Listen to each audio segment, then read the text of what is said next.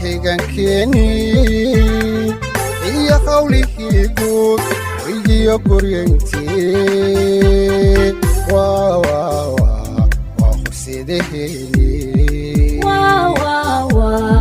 horseedaheni dalka horumarkiisiyo intisaha dhismaha qaran wayrgeliyaheni jangoynta himilada.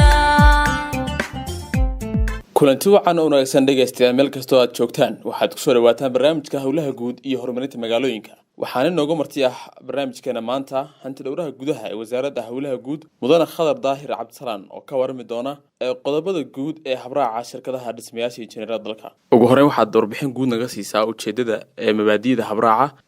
shirkadaha dhismayaasha dalka iyo injineerada. ومد كمية حفيزة هذيك واساسا بنت هذيك تنتقود سوى فقصا دستور قرن جمهورية سوماليلاند يو حركة كلا حدين النظام كحكومتي هذا ما حبنا نحر 2015 ومركز الصين هي إن وزارته أي دياري سوام عرسو حير صاديو يهبرايو يسياسة لغة معمولة جودها نقول كمقالو إنك يدسمياش وزارته يدو كدولي سيني فلسو واجبات كاس أي وحل سعران تهاي وحي بلوضي مشروع تبو هبين أيكو سمين سوق دسمها iyo shirkadaha dhismaha ujeedada laga lahaana ay tahay in la helo nidaam iyo habraac iyo xeer lagu kala xadeeyo ama lagu nidaamiyo shaqada dhismaha guud ahaan. habraacan aynu maanta ka hadlayno oo magaciisu yahay habraaca shirkadaha dhismaha iyo injineerada Jamhuuriyadda Somaliland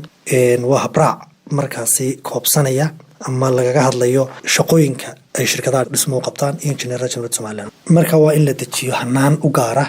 oo diiwaangelineed oo shirkadahan lagu diiwaangeliyo oo mid casri ah iyo in shirkadihii dabagalkii la socodka shaqada shirkadaha dhismaha iyo dhismayaasha iyo dhiirigelinta shirkadaha dhismaha. mabaadi'da guud ee daba laga leeyahay waa in isku duwidda iyo qiimeynta iyo kormeerka iyo tayanta mashaariicda dhisme ee shirkadaha dhismuhu fuliyaan iyo inuu dhiirigeliyo sida shirkadahan dhismaha ee wadanku ama maxalliga ah ay ula tartami karaan dhigooda wadamada caalamiga iyo diyaarinta habraacyada iyo qiimeynta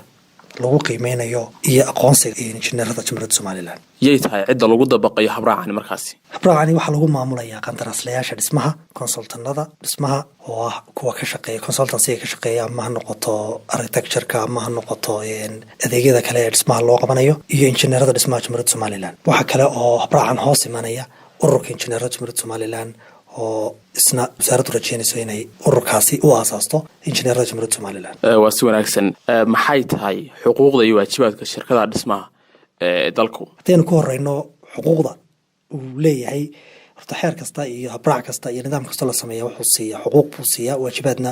wuu siiyaa cidda lagu nidaaminayo. xuquuqda ay leeyihiin waxa ugu horeeya inuu ka qayb qaato shaqada dhismaha ee loo siiyey ruqsadani ugana shaqaysto si waafaqsan habraacan inuu laamo kale oo uu isla ruqsadan uu haysto uu kaga furan karo meelo kale uu kaga furan karo wadanka gudihiisa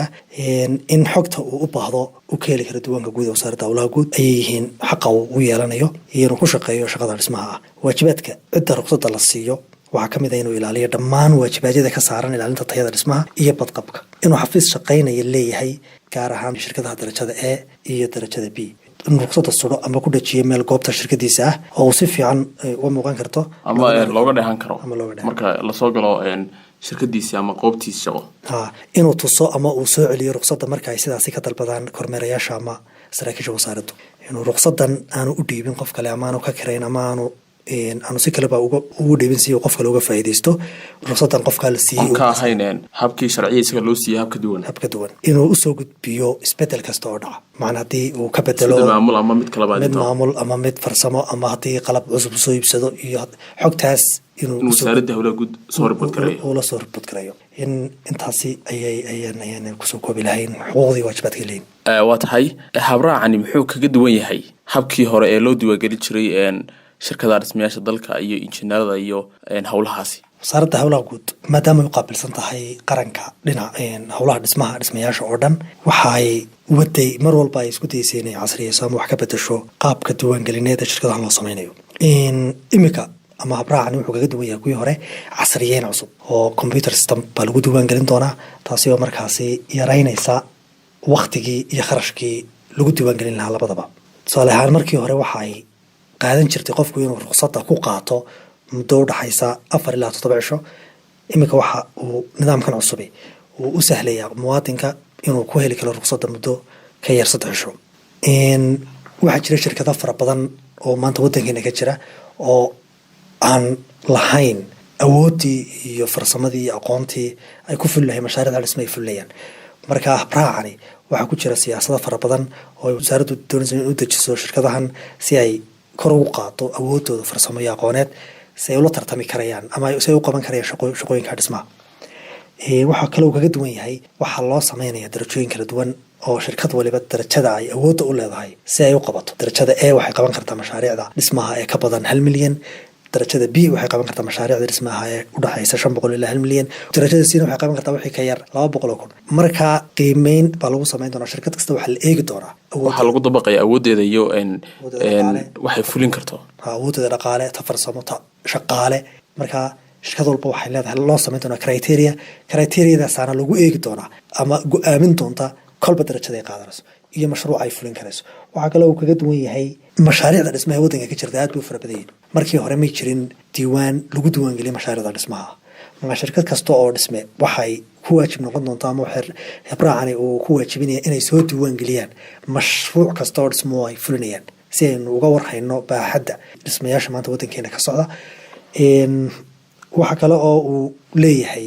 nidaam cabashooyin haddii shirkadda dhismuhu ay cabanayso iyo haddii qofka muwaadinka shirkadda ka cabanayaba habraaci iyo nidaamkii uu usoo gudbin lahaa cabashadiisaas wuxuu kaga duwan yahay qodobadaas baan kusoo koobi lahaa waa si wanaagsan waxaad si guud noogu sheegtaa faa'iidooyinka habraacan ee shirkadaha iyo injineerada dhismayaasha dalka wuxuu kor u qaadayaa nidaamkeeni dowladnimo waxaynu helaynaa mar walba raacyo iyo siyaasado cusub oo aynu ku nidaamino shirkadeeni dhismaha iyo injineeradaba mar walbana aynu la jaan qaadno caqabadaha inaga hor yimid si aynu u xalino saa daraadeed inaynu helno nidaam iyo xeer iyo siyaasad iyo habraac waxay xoojinaysaa nidaamkeena dowladnimo waxay kor u qaadaysaa dhaqaalihii waddanka oo shirkadaheeni haddii aynu u awood u siino inay suuqa si fiican uga qayb qaataan u diyaarino platform iyo environment ay ku shaqayn karayaan waxay taasi u sahlaysaa inay abuuraan shaqo abuur fara badan inay dhaqaalihii waddanka kor u qaadaan in maalgashigii caalamiga ahaa iyo kii maxalliga ahaa ee gudahuba uu kor u kaco iyo in aynu ka hortagno burbur dhaqaale oo waddanka ku yimaada oo ay sababaan dabka amaba dhismayaal dumaya oo iyaga laftoodu dhaqaale burbur waddanka ku keeni karaya haddaynu ku eegno xagga aqoonta iyo akademiyadaba shirkadahan dhismuhu waxay leeyihiin aqoon aada u ballaaran aqoontaasoo ay wadaagaan maadaama hal database ama hal system laisugu wada keenay in farsamooyinka casriga ah iyo aqoonta ay wadaagi karayaan xagga aqoonta markaa haddii waxaa kaloo uu faa'iidooyin leeyahay waxaa jira shirkado badan oo ajaanib oo aada u waaweyn oo international waddanka yimaada mashaariic waaweyn ka fuliya shirkadahaasi waxay wataan aqoon iyo farsamo aada u sarreysa laakiin nasiib darra may dhici jirin inaynu ka faa'iidaysano aqoontooda iyo farsamadooda isla markaana lacagta ay waddanka ka qaataan ama ay ka shaqaystaanna waddanka way kala bixi jireen dababraacani marka la fuliyo waxa uu u sahlayaa ama uu fududaynayaa in aqoontii iyo farsamadii ay lahaayeen aynu kala hadhno isla markaana lacagtii faraha badneed waddanka ka bixi jirtay ay in badan oo kamid waddanka gudihiisa kusoo noqoto iyadoo wasaaraddu diyaarin doonto waxa la dhaha joint venture iyo subcontracting ama qandaraasyo hoosaadyo in ay siiyaan marka laba qodob oo muhiima oo ku yaala habraacan oo mid odhanayo shirkadda haysata ruqsad ajnabiya waxay keensan kartaa oo keliya shaqaale aan aqoontooda iyo xirfadooda laga helaynin waddanka kamana badnaan karaan 30% inta mashruuca ka shaqeynaysa ama wadarta guuda mashruuca waa inay ku siiyaan shirkad wadani ah qandaraas hoosaadyo u dhiganta 30% qiimaha qandaraaska taas marka waxay sahlaysaa aqoonta inay kala hadhno lacag fara badan oo waddanka ka bixi jirtayna ee waddanka dib ugu soo noqoto marka faa'iidooyinka haddaan sii wado waxaa ka mid ah in loo fududeeyo qaadashada liisamada iyadoo laga dhigayo computer system in loo diyaariyo tababaro lagu kobcinayo ama lagu horumarinayo xirfadooda iyo aqoontooda in laga shaqeeyo siday u heli lahaayeen ama loogu fududeyn lahaa markay qalab la soo degayaan qalab waaweyn loo sameeyo in loo fududeeyo in lagala shaqeeyo siday ugu tartami lahaayeen qandaraasyada dowladda si cadaalada laga ilaaliyo shirkadahan haysan liisanka tartanka in nidaamka qandaraas bixinta lagala shaqeeyo guddida qandaraasyada qaranka si uu u noqdo mid ku dhisan cadaalad iyo daahfurnaan iyo in laga ilaaliyo in qandaraas bixiyaashu ay ka mid yihiin hay-adaha aan dawliga ahayn iyo hay'adaha caalamiga ahiba inay ku xadgudbaan xuquuqda qandaraaslayaasha. marar badan waxaa dhacday in shirkad dhisme oo qandaraaskan heshay ciddii qandaraaskan siisay ay ku siisay qiimo ka yar qiimihii lagu dhisi lahaa. marka in loo xadido la yidhahdo haddii la dhisayo mashruuc intaa leeg raydkii inta loo dejiyo la yidhahdo intaasi shirkaddan dhismihii kama faa'iidaysee halaga daayo. hay-ada fara badan baa waxay ku xadgudbaan xuquuqda ay leeyihin qandaraaslayaasha iyo waxay ku siiyaan mashaariicda qiimaha suuqa qiimo ka hooseeya. waa hagaag dhegaystayaal, waxaan soo gaarnay guntiga gabagabadii barnaamijkeena howlaha guud oo ay ka kaashadaan idaacadda raadiyo Hargeysa codka Jamhuuriyadda Soomaaliland iyo wasaaradda howlaha guud dhulka iyo guriyada Jamhuuriyadda Soomaaliland. barnaamijkan waxay la socodsiinayaan anigoo Anwar Xasan Dool. tani kulanteena damax nigatayna. Assalaamu calaykum waraxmatullaahi tacaala wa barakaatuh.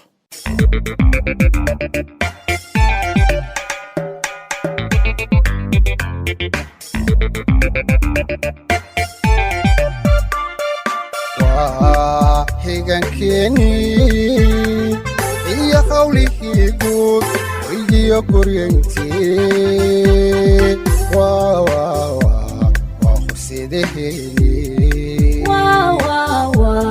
waa horseedaheeni dalka horumarkiisiyo hindisaha dhismaha qaran wayrgeliyaheeni jangoynta himilada